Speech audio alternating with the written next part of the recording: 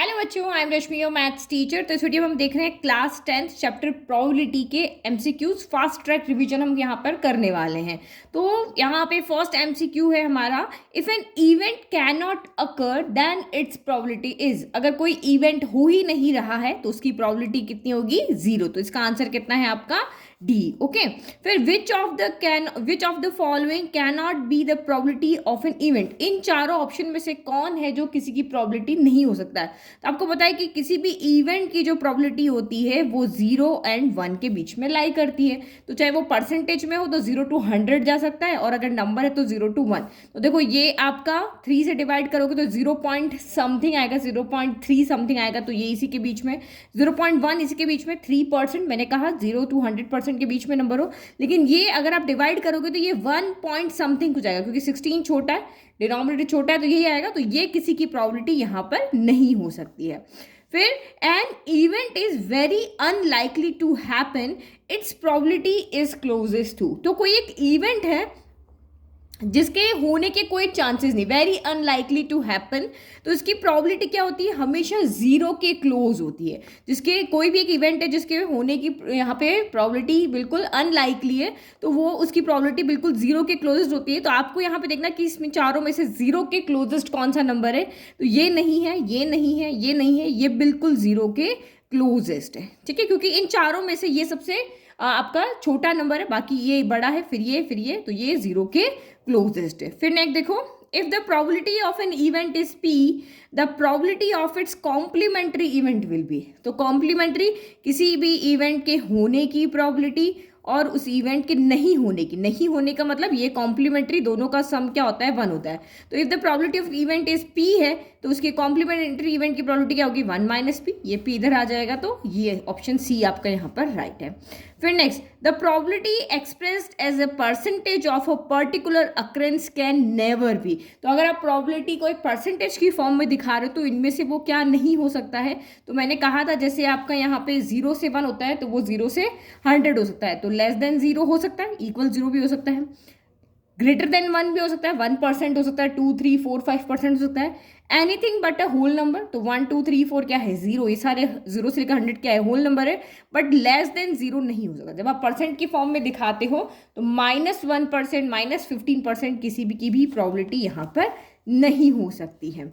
फिर which of the following can be the probability of an event. इनमें से कौन है जो किसी एक इवेंट की प्रोबेबिलिटी हो सकती है? तो प्रोबेबिलिटी कभी भी नेगेटिव नहीं होती है, प्रोबेबिलिटी भी कभी भी 1 से बड़ी नहीं होती है। तो अब इन दोनों में देखना है, तो देखो डिनोमिनेटर आपका यहाँ पर क्या है? बड़ा है, तो जब आप डिवाइड करोगे तो ये 1 से छोटा नंबर आएगा, 0 पॉइंट समथिंग आएगा, तो ये भी हो सकती है। बट यहाँ पर डिनोमिनेटर क्या है आपका? छोटा है, और ये न्यूमरेटर बड़ा है, तो इसको जब आप सॉल्व करोगे तो 1 पॉइंट समथिंग कुछ आएगा। तो ये किसी भी इवेंट की प्रोबेबिलिटी नहीं हो सकती, क्योंकि प्रोबेबिलिटी 0, 1 के बीच में होती है, दोनों के इक्वल होती है। तो ये एक इवेंट ऐसा है जिसकी इसकी कोई प्रोबेबिलिटी नहीं हो सकती है। ठीक है, तो विच of the following can be the probability of an event. ठीक है, तो ऑप्शन हमारा यहाँ पे क्या हो जाएगा? सी हो जाएगा, क्योंकि ये नहीं हो सकती, ये नहीं हो सकती, ये 1 पॉइंट आ रहा है तो ये भी नहीं हो सकती, तो ये यहाँ पर हो सकती है। नेक्स्ट देखो, विच of the following can be the probability of an event. तो यहाँ पे बताना है कि कौन है जो, विच of the following can not B, कौन है जो यहाँ प्रोबेबिलिटी नहीं हो सकती है। तो आप यहाँ पे देखो 2/3, डिनोमिनेटर बड़ा है तो 0 पॉइंट समथिंग आएगा, ये हो सकती है। 15% है, ये भी हो सकती है। 0.7 है, 0 से 1 के बीच में ये हो सकती है। बट नेगेटिव नंबर कभी भी किसी की प्रोबेबिलिटी नहीं होती, प्रोबेबिलिटी नेगेटिव में कभी भी नहीं जाती है। तो ये हमारा आंसर होगा। Probability of an event can not B, तो किसी भी इवेंट का प्रोबेबिलिटी आपको पता है 0 हो सकती है, 1 हो सकती है, पॉजिटिव हो सकती है, बट नेगेटिव नहीं हो सकती। तो ऑप्शन सी इसका यहाँ पर राइट है। ओके, चलो नेक्स्ट क्वेश्चन यहाँ पे करते हैं। नेक्स्ट क्वेश्चन देखो 9, a fair dice is rolled. एक डाइस है जिसको रोल किया हमने। Probability of getting a number x such that, कि x क्या है? कि डाई है तो 1 to 6 नंबर है, और डाई आपकी फेयर है, मतलब सबको आने का बराबर चांस है। तो ये आपको यहाँ पे कह रहा है कि x के आने के क्या चांसेस है। तो x के आने के चांसेस, हमारे पास फॉर्मूला है कि किसी भी इवेंट की प्रोबेबिलिटी निकालने का फॉर्मूला होता है favourable outcome divide by possible outcome. तो डाइस के ऊपर टोटल कितने नंबर है? तो 1 to 6 6 नंबर है, तो पॉसिबल आउटकम हो गए 6। अभी x किस किस को रिप्रेजेंट कर रहा है? तो फेवरेबल आउटकम क्या है x के लिए? x के लिए 1 भी हो सकता है, 2 भी हो सकता है, 3 भी हो सकता है, 4 भी हो सकता है, 5 भी हो सकता है, 6 भी हो सकता है। तो फेवरेबल आउटकम भी यहाँ पे क्या है? 6 है, क्योंकि उसने पर्टिकुलर नहीं कहा कि x जो है वो किसी एक नंबर को डिनोट कर रहा है कि ओनली 1 के आने की प्रोबेबिलिटी, तो ओनली 1 के आने की प्रोबेबिलिटी 1/6, 2 के आने की 2/6, लेकिन x किन के नंबर को रिप्रेजेंट कर रहा है, तो x 1 से लेकर के 6 तक के 6 नंबर को रिप्रेजेंट कर रहा है, तो ये 6/6 यानी कि 1, तो यानी कि डी ऑप्शन आपका यहाँ पे राइट है। तो जब भी किसी की इवेंट की प्रोबेबिलिटी 1 होती है तो उसको हम श्योर इवेंट बोलते हैं। फिर the sum of the probabilities of all elementary event of an experiment P, then तो आपको जैसे यहाँ पे कहा 1 के आने की कितनी प्रोबेबिलिटी, 2, 3, 4, 5, 6 सबके आने की कितनी, या फिर आप देखो एक कॉइन है जिसको हम रोल करते तो हेड और टेल हो गया, तो ये एलिमेंट्री इवेंट है कि हेड आने की प्रोबेबिलिटी 1/2, टेल आने की 1/2, इन दोनों का सम करोगे तो कितना आंसर आएगा। तो किन्हीं भी एलिमेंट्री इवेंट्स का अगर हम यहाँ प्रोबेबिलिटीज का सम करते हैं तो आंसर आपका हमेशा 1 ही होता है, ठीक है। For an event probability E plus probability V, E not का या complement of E equal to Q है, तो क्यू की वैल्यू क्या होती है, तो ये हमें फॉर्मूला पता है, क्यू की वैल्यू होती है 1, तो 1 यहाँ पे कहीं पर भी नहीं है, क्यू इक्वल टू 1 नहीं है, ये भी एक लिमिट के बीच में, ये भी, तो नन ऑफ दिस यहाँ पे हो गया, ठीक है। A fair die is rolled, the probability of getting a number more than 6, तो एक डाई को जब आप रोल करते हो तो डाई के ऊपर 1 से लेकर के 6 तक ही नंबर होते हैं, 6 से बड़ा कोई नंबर नहीं होता है, तो जब ऐसा कोई नंबर ही नहीं है तो फेवरेबल आउटकम 0, पॉसिबल आउटकम 6, तो 0/6 कितना हो जाएगा, 0 हो जाएगा।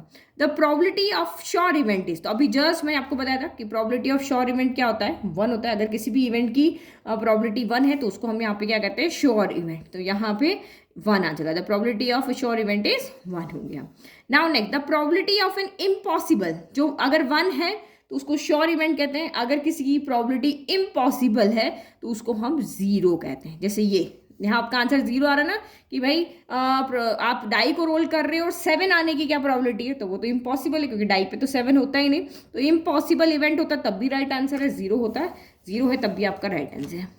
If P is the probability of occurrence of an event, किसी एक इवेंट के होने की प्रोबेबिलिटी P है, then the probability of non occurrence of that event, तो हमें पता है किसी के होने की और किसी के नहीं होने का सम क्या होता है, 1 होता है, तो ये हमें पता है, तो हमें नहीं होने की निकाली नॉन अक्रेंस, तो ये इधर आएगा, तो 1 - P इसका आंसर हो जाएगा। फॉर्मूला पता है तो आप इजीली इसको सॉल्व कर लोगे। चलो नेक्स्ट करो, if the probability of non happening of an event is Q, तो यहाँ पे हमें P डैश दिया हुआ है, then the probability of happening that event, तो ये आपका कितना हो जाएगा, 1 यानी कि P plus P dash equal to 1 होगा ना, तो P डैश की या कॉम्प्लीमेंट ऑफ P की वैल्यू कितनी है, Q है, तो ये इधर आएगा, तो P इक्वल टू 1 - Q, तो ऑप्शन ए आपका यहाँ पर राइट। एक ही फॉर्मूले है, if P is the probability of happening event and Q is the probability of non happening of the event, तो यानी कि प्रोबेबिलिटी ऑफ E दिया हुआ है, प्रोबेबिलिटी ऑफ E कॉम्प्लीमेंट दिया हुआ है, तो इसकी वैल्यू P दी है, इसकी वैल्यू आपको Q दी, दोनों का सम किसके इक्वल आएगा, फॉर्मूले में इक्वल 1 होता है, तो यहाँ भी क्या हो जाएगा,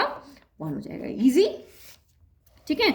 विच of the following is true, तो इनमें से कौन है आपका ट्रू है, तो इसमें से आपका ट्रू कौन, देखो प्रोबेबिलिटी ऑफ E, ये मैंने आपको स्टार्टिंग में ही बताया था, यहाँ पर क्वेश्चन नंबर 2 में ये बताया था ना कि प्रोबेबिलिटी किसी इवेंट की 0 से 1 के बीच में भी होती है और उनके इक्वल भी होती है, तो इसका मतलब आपका क्वेश्चन 18 का ऑप्शन ए यहाँ पर राइट है।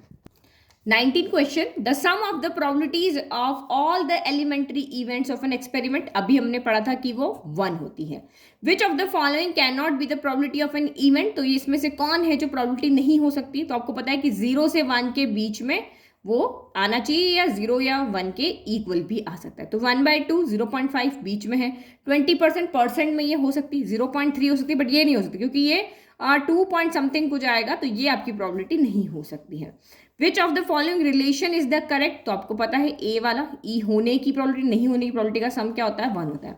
If probability of success is 0.9%, the probability of failure कितना होगा, तो किस वही फॉर्मूला जो हमने यहाँ लिखा, अगर किसी इवेंट के होने की प्रोबेबिलिटी का सक्सेस 0.9% है और ये आपका प्रोबेबिलिटी ऑफ ई नॉट होगा इक्वल 1 होगा, तो ये 0.9% है, तो ये प्रोबेबिलिटी ऑफ ई नॉट नहीं होने, फेलियर यही हुआ ना, ये होने का, ये पास का, तो ये फेल का है, तो 1 - 0.9% परसेंट को क्या हो जाएगा, 9/100 हो जाएगा, तो यानी कि 1 - 0.2 नंबर के बाद 0.09 हो जाएगा, ठीक है। अब इसको आप सब्ट्रैक्ट कर लो, तो 1.00 में से 0.09 गया, 10 में से 9 गया 1, यहाँ पे 9, तो ये आपका 0.91 आंसर आना चाहिए, ठीक है। नहीं 91 क्यों आएगा, क्योंकि हमने यहाँ से परसेंट हटाया ना, तो ये पॉइंट भी तो लगा हुआ था, पॉइंट हटाओगे तो एक और 0 आएगा ना, तो यहाँ पे 0, क्योंकि हमने परसेंट का 100 किया लेकिन डेसिमल तो हटाया ही नहीं, तो ये आपका यहाँ पे ये हो जाएगा 1.009 में से 1.000 में से 0.009। अब सब्ट्रैक्ट करो तो ये 10 माइनस 9 1, ये 9, ये 9 और ये 0, तो ये आंसर आना चाहिए 0.991 आना चाहिए ना। तो ये कैलकुलेशन मिस्टेक आपको नहीं करना है। The probability of passing a certain test is x/24। If the probability of not passing is 7/8 then x is equal to, तो पास होने का ये है, नहीं पास होने का ये है, तो दोनों का सम कर दो। तो ये आपका कितना हो जाएगा x बाय उसी फॉर्मूले से जो हमने ऊपर किया था, होने पास होने का नहीं होने का इक्वल टू 1, तो x/24 प्लस 7/8 इक्वल टू 1 हो गया। अब आप यहाँ पे क्या कर लो, एलसीएम ले लो, या फिर हम इस नंबर को इधर भेज दें क्योंकि वेरिएबल इधर है, इसको यहीं रहने देते। तो 1 माइनस 7/8 हो गया, तो x/24 इक्वल टू 8, एलसीएम ले लिया, 8 माइनस 7 1/8, ये 24 इधर से हट के इधर आ जाएगा, तो 3 टाइम गया, तो 8 यहाँ पे x की वैल्यू कितनी आ रही है आपकी 3 आ रही है। ठीक है, नॉर्मल इक्वेशन थी, आप सॉल्व कर लोगे। A girl calculate that the probability of her winning the first prize in a lottery is 0.08. If 6,000 tickets are sold, how many tickets has she bought? अब इस क्वेश्चन को बहुत अच्छे से आप यहाँ पे समझना। एक गर्ल है जिसने यहाँ पे एक अपनी प्रोबेबिलिटी को कैलकुलेट किया है कि जितने भी टिकट, प्रोबेबिलिटी आप कैसे कैलकुलेट करते हो, favourable outcome divided by possible outcome. तो पॉसिबल आउटकम का मतलब यहाँ पे क्या हो गया कि टोटल कितने टिकट्स वहाँ पे बिके हैं, तो वो पॉसिबल आउटकम यहाँ पर हो गया। ठीक है, ये पॉसिबल आउटकम यानी यहाँ पर हमारा कितना हो गया 6,000 हो गया। अब हमें नहीं पता उस गर्ल ने वहाँ पे प्रोबेबिलिटी कैलकुलेट किया है, तो उस गर्ल ने कितने टिकट खरीदे, उसने जो जितने टिकट खरीदे होंगे, 1 खरीदा, 2 खरीदा, 3 खरीदा, 4 खरीदा, उसके अकॉर्डिंग उसने यहाँ पे फेवरेबल आउटकम रखे होंगे। अब इसने यहाँ तो कहा नहीं कि भाई उसने एक ही टिकट खरीदा, क्वेश्चन क्या पूछा है, how many tickets has she bought, कि उसने कितने टिकट खरीदे। तो हमने माना कि उसने x टिकट खरीदे, तो इनको डिवाइड करने से जो प्रोबेबिलिटी आई है वो कितनी आई है 0.08 आई है।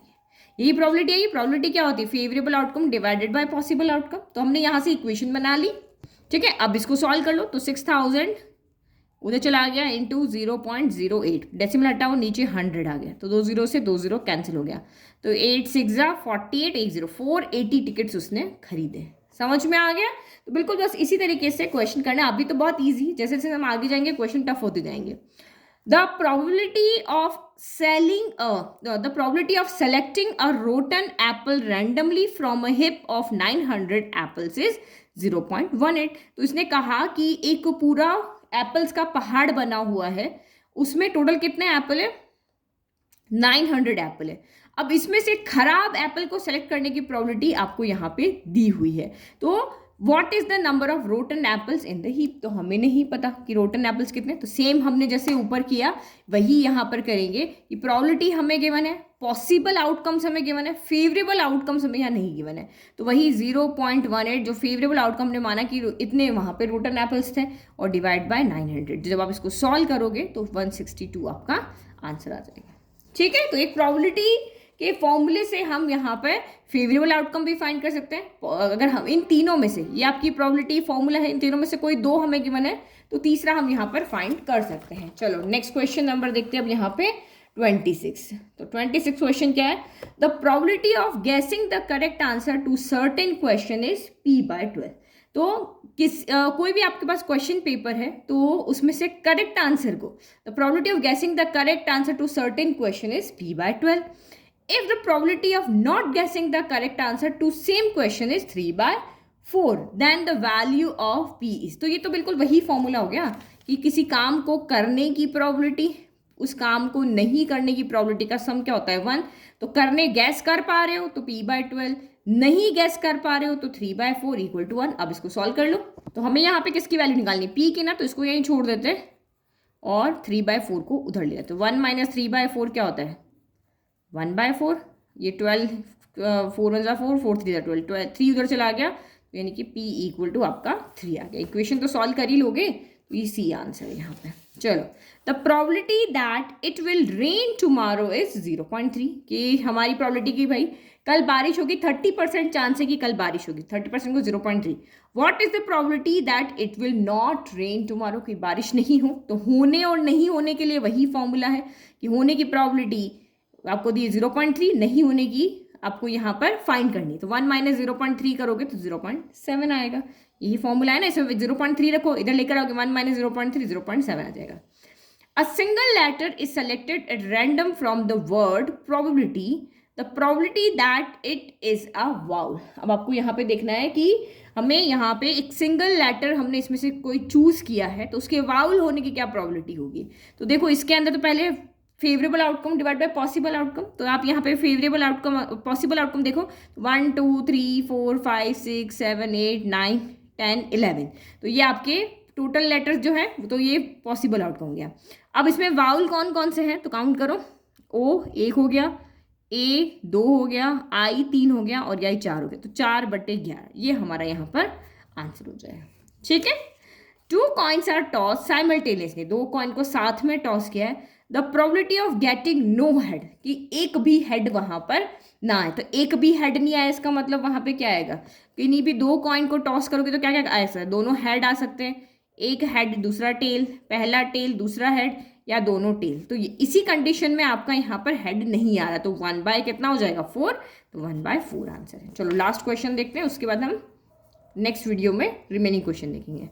इन tossing a die the probability of getting a number 8, अभी 8 नंबर होता ही नहीं है, तो इम्पॉसिबल इवेंट, तो ऑप्शन ए इज राइट। ठीक है, the probability of getting any day in a week, कोई भी डे आए, मंडे आने की तो ट्यूसडे आने की, कोई भी आ सकता है, तो फेवरेबल आउटकम में क्या हो सकते हैं, उसने एनी डे बोला है, एग्जैक्ट मंडे नहीं बोला, एग्जैक्ट ट्यूसडे नहीं बोला, तो एक वीक में कितने डेज होते हैं 7 डेज, तो फेवरेबल आउटकम में सारे के सारे 7 हो सकते हैं, Monday Tuesday Wednesday Thursday Friday Saturday Sunday सारे हो सकते हैं, और पॉसिबल आउटकम में तो 7 के 7 दिन ही होते वीक में, तो ये श्योर इवेंट है क्योंकि इसका आंसर आपका क्या है 1 आएगा। तो ये आप क्वेश्चन समझना कि the probability of getting Monday in a week, तो मंडे आने की प्रोबेबिलिटी 1/7, ट्यूसडे आने की 1/7, थर्सडे आने की 1/7, पूरे 7 दिन के आने की प्रोबेबिलिटी 1/7। लेकिन अगर आपको एनी डे कह दे तो दैट मीन्स वो 7 के 7 आपके फेवरेबल आउटकम्स बन जाएंगे। अ डाई इज थ्रोन वंस, एक डाई को एक बार थ्रो किया तो 1 आ सकता है, 2 3 4 5 6 आ सकता है। What is the probability of getting 4 on 8, तो इसके ऊपर 4 आने की क्या प्रोबेबिलिटी होगी, तो 4 तो एक ही बार आएगा, तो ऑप्शन सी इज राइट। मेरे पास बहुत सारे क्वेश्चन है, हम धीरे धीरे सारे क्वेश्चंस को सॉल्व करेंगे। तो इस वीडियो के लिए बस इतना ही, थैंक यू।